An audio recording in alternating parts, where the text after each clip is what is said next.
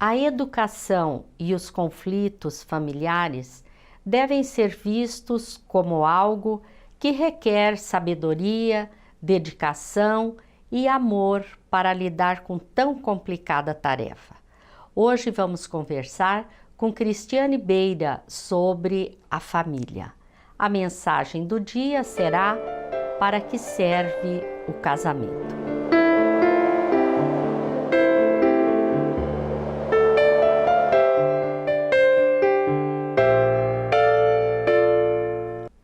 Um dos mais graves problemas humanos está na dificuldade de convivência no lar. Os espíritos amigos ensinam que conviver em família é o buril da nossa evolução e por isso tende a ser o maior desafio na vida das pessoas. O conflito entre gerações sempre existiu. A rápida evolução da sociedade tem gerado conflitos dentro e fora da família. Por isso, a família é, antes de tudo, um laboratório de experiências reparadoras. A criança, o jovem, o idoso, todos têm seu papel de fundamental importância na família, e a convivência é um verdadeiro treino de amor. Vamos conversar com Cristiane Beira sobre a família, depois de vermos o Momento Espírita.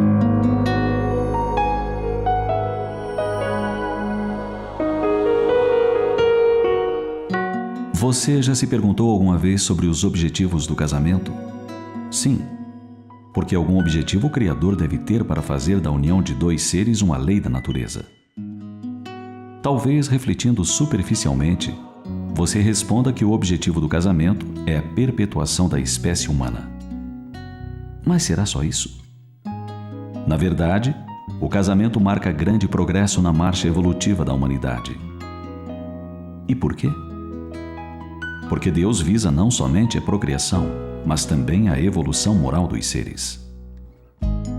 É assim que o casamento se constitui numa excelente oportunidade de crescimento para aqueles que sabem aproveitá-la bem. Quando duas pessoas resolvem de comum acordo viver sob o mesmo teto, desde logo terão chances de melhoria individual. E a primeira delas é vencer o egoísmo. Sim, porque o que antes era meu, agora passa a ser nosso. Antes de casar, era o meu quarto, o meu carro, o meu aparelho de som, o meu. No primeiro dia de convivência mútua, deverá ser o nosso quarto, o nosso carro, o nosso aparelho de som e assim por diante. Com o passar dos dias, os pares vão se conhecendo melhor e percebem que o outro não era bem aquilo que parecia ser. Bem, nosso par tem algumas manias que desaprovamos e que só notamos graças à convivência diária. Eis uma ótima oportunidade para aprender a dialogar e resolver conflitos como gente grande. Depois, surgem mais alguns membros para nos ajudar a treinar outras virtudes. Chegam os filhos. Agora temos que dividir um pouco mais e isso nos torna menos egoístas. Devemos dividir mais a atenção, treinar a renúncia, aprender a passar noites sem dormir, tropeçar em fraldas sujas, correr para o médico nas horas mais impróprias, perder o filme que gostaríamos de assistir, a novela, o telejornal. A cama, que antes era só minha e passou a ser nossa, agora tem mais um ocupante disputando o espaço. E não é só o espaço físico que o pimpolho reclama. Ele quer nosso carinho, nossa atenção, nossa companhia, nossa proteção. E aí temos a grande oportunidade de aprender a superar o ciúme, o medo, a insegurança, o desejo de posse exclusiva sobre o nosso par, para amparar esse serzinho que chegou para ficar.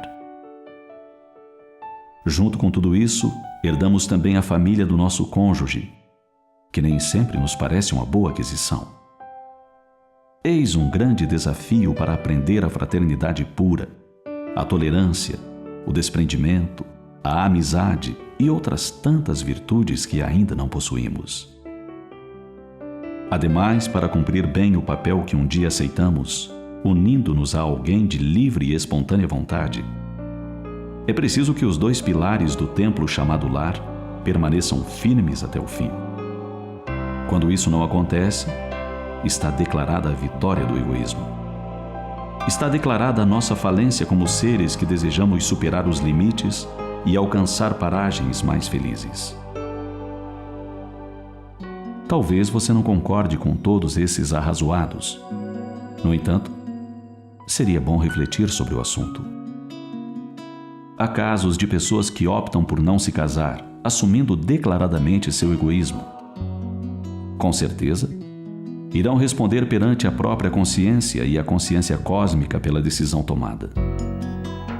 Considerando que nem todos nascem com o compromisso de se casar, obviamente estamos falando daqueles que tinham assumido aquele compromisso antes de renascer. Quem se casa e promete conviver bem com seu par e com os filhos que Deus lhes envia, mas abandona o barco ao menor indício de tempestade, certamente será responsável pelos destinos daqueles que abandonam a própria sorte. Isso será fatalmente sementeira de amargura num futuro próximo ou distante, cuja colheita será obrigatória. Por todas essas razões, vale a pena pensar ou repensar sobre os nobres objetivos que a divina sabedoria estabeleceu com a união de dois seres. Vale a pena refletir sobre o que queremos para nós. Refletir sobre as forças internas que devem nos elevar acima desta miséria moral chamada egoísmo.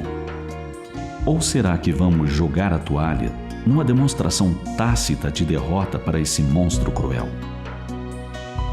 Pense nisso. Pense agora.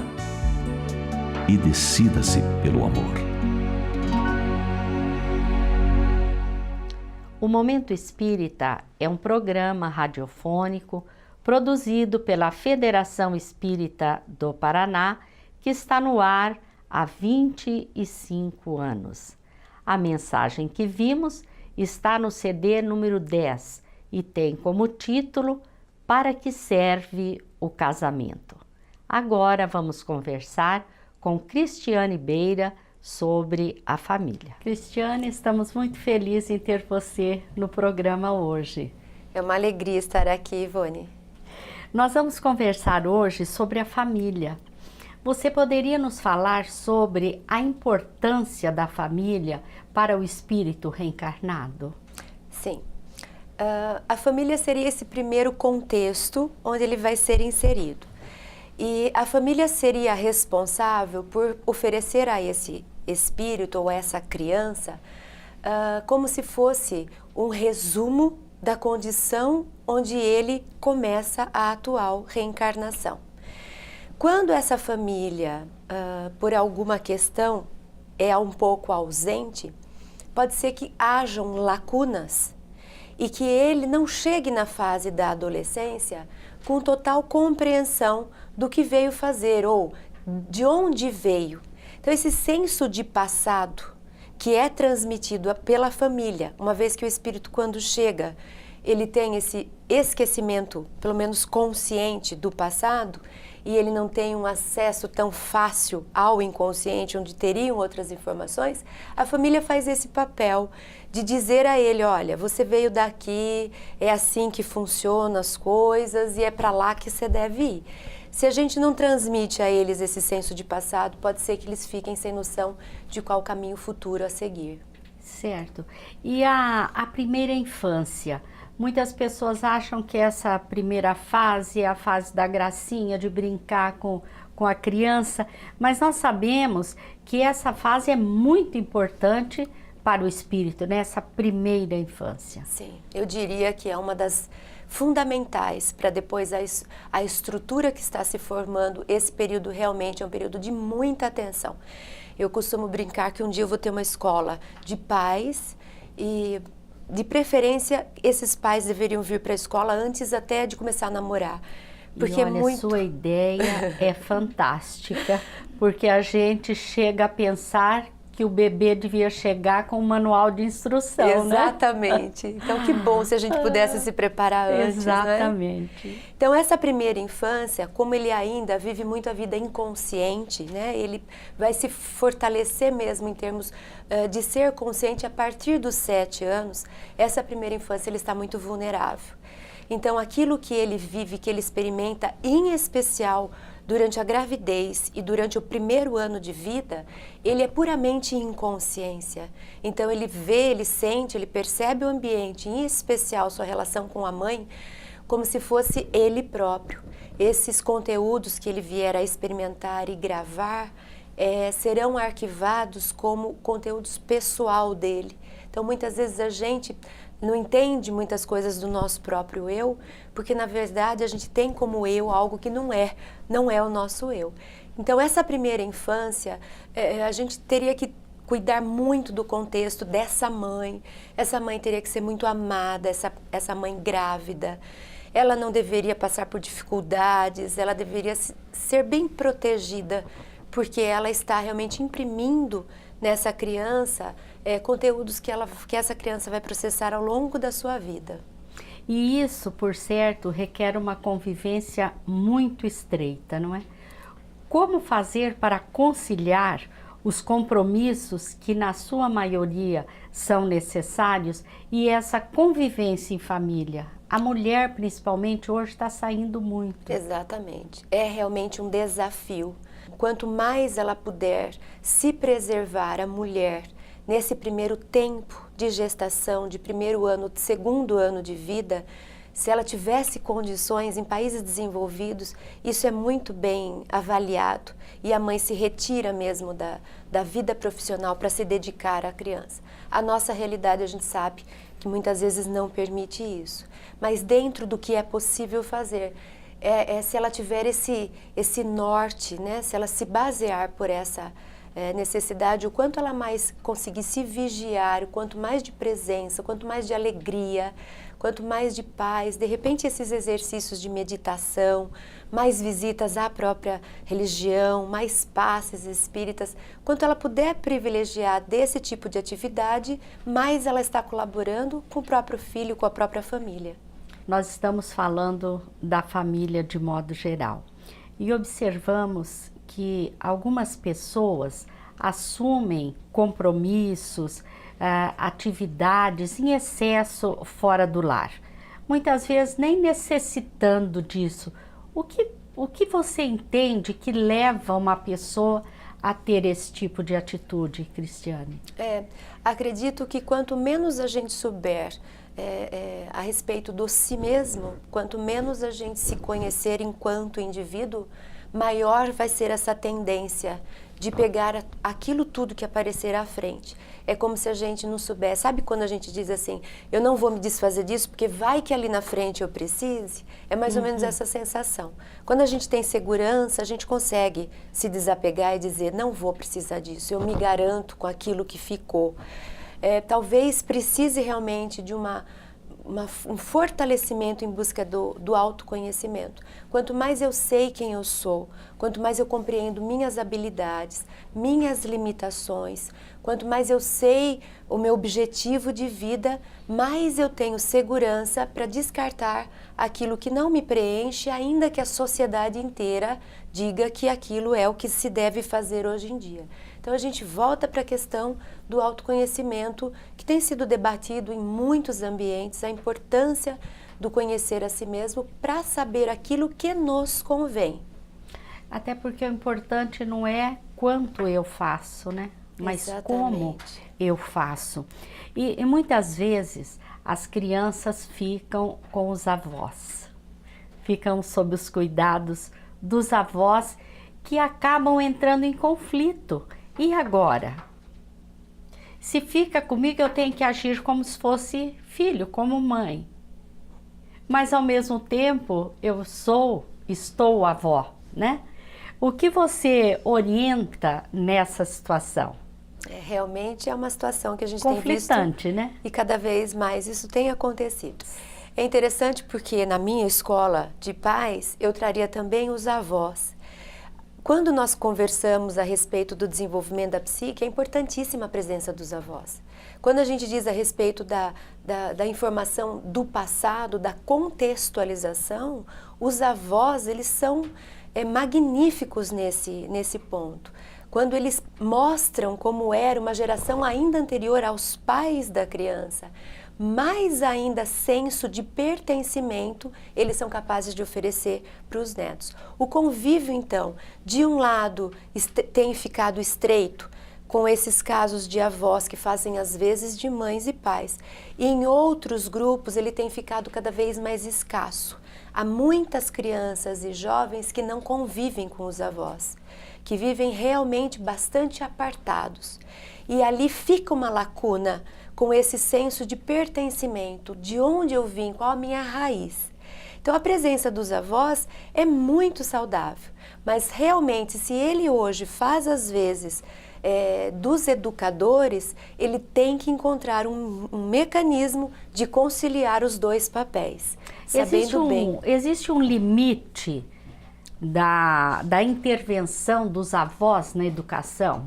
Se ele estiver fazendo o papel realmente de pai e de mãe, ele precisa ser a referência dos filhos. Nesse momento ele tem que deixar claro que ele tira o chapéu de avô e de avó e ele precisa oferecer os limites que a criança precisa. Mas se é uma interferência esporádica, como quando a gente vai passear na casa da avó e do avô, ali a convivência deve ser livre e realmente naqueles momentos se pode esquecer os limites, não é ali que a gente vai deseducar. Né? Certo, e nem educar, né? Não. Porque é no dia a dia que nós passamos todos os limites, todos os exemplos. Sim, a educação acontece também, Ivone, numa outra instância. Porque sempre que nós estivermos na presença de uma criança ou de um jovem, independente da função, do papel... Nós somos educadores. Nós somos educadores, pelo exemplo, sim. Pela postura. Exatamente. Eu penso assim também, Cristiane, né? Nós estamos sempre tendo a oportunidade de educar pelos exemplos que nós damos. Principalmente o jovem tende a não gostar muito da conversa com os mais idosos, né? Como que podemos passar a eles as nossas experiências do passado? Porque normalmente eles dizem, isso é coisa do seu tempo, né? É que muitas vezes a nossa abordagem, ela costuma ser um pouco, às vezes, taxativa. Quando a gente aborda o jovem, é como se a gente quisesse já, pela entonação, dar uma lição de moral. Reprimir, né? Reprimir, ou dizer como é o certo, ou dizer que na nossa época isso era melhor do que aquilo. Então nós despertamos neles uma atitude defensiva. Mas se nós chamarmos os jovens e as crianças para um bate-papo, simplesmente para compartilhar histórias, e isso for valorizado dentro da família, e isso for um costume que se pratique desde pequeno, certamente eles vão curtir a companhia dos avós. Tudo depende da maneira, dos enfoques, né? Com tantas informações e apelos no mundo, como dar esse direcionamento às crianças? Esse direcionamento, ele começa de novo desde o ventre. A gente não educa na hora que precisa, na hora do conflito, né? Ali a gente vai realmente acalmar a situação e ele vai ter o seu conteúdo já para poder se desvencilhar do risco ou do conflito. Então, essa educação ela deve ser diária, a conversa. Todos os dias nós temos que ter uns minutos durante a refeição, enfim, cada um vai conseguir na sua rotina, mas é um convívio construído dia após dia. Quando nós desenvolvemos esse costume, esse hábito familiar, nós vamos poupar muitas dores de cabeça lá na frente.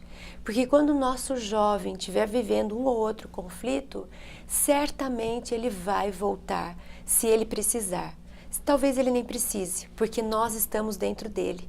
O jovem, nós carregamos, né, a imagem do pai e da mãe dentro da gente. Pode ser que ele nem precise, ele dê conta sozinho. Mas se ele precisar, ele sabe o caminho e ele volta para pedir um diálogo, para se pensar a respeito daquilo que ele tem necessidade. Ele sabe onde buscar o acolhimento, exatamente, né? A religião é muito importante em nossas vidas, né? E é importante os pais levarem os seus filhos para a religião desde pequenos, Cristiane? Sim, porque é uma função da psique e a gente precisa desenvolver. Do mesmo jeito que a gente desenvolve com estímulos o intelecto, a parte cognitiva, e a gente desenvolve, oferece estímulos para o corpo, oferecendo atividades físicas, a gente oferece estímulos também para essa psique transcender. Tanto que hoje, se você pegar uma criança do Oriente que pratica meditação, em 2 minutos ela se coloca na posição de meditar e a sua mente já está desconectada desse mundo material e ele já está usufruindo dos benefícios que a meditação causa. E nós aqui, para conseguirmos acerenar o nosso pensamento, levamos um baile dele e muitas vezes não conseguimos. Então é um treino e esse estímulo deve ser oferecido sempre. Da mesma forma que nós não perguntamos se ele quer ir para a escola ou não, nós também não devemos dar opção, pelo menos enquanto eles estiverem sob nossa responsabilidade de escolha, de seguir ou não uma religião. É um treino para desenvolver uma função importante da psique. Cristiane, nós agradecemos a sua participação. Foi muito bom conversar sobre esse assunto, já que é um assunto que toca a todos nós em função de que a nossa primeira vivência é o lar. Exatamente, né? Ivone. Então, mais uma vez, Cristiane, nosso muito obrigada. Eu agradeço pela participação, foi um prazer. Agradecemos a todos vocês que mais uma vez estiveram conosco. Lembramos que este programa e outros já exibidos podem ser vistos pelo site amemmaningá.com.br. Muito obrigada a todos e muita paz.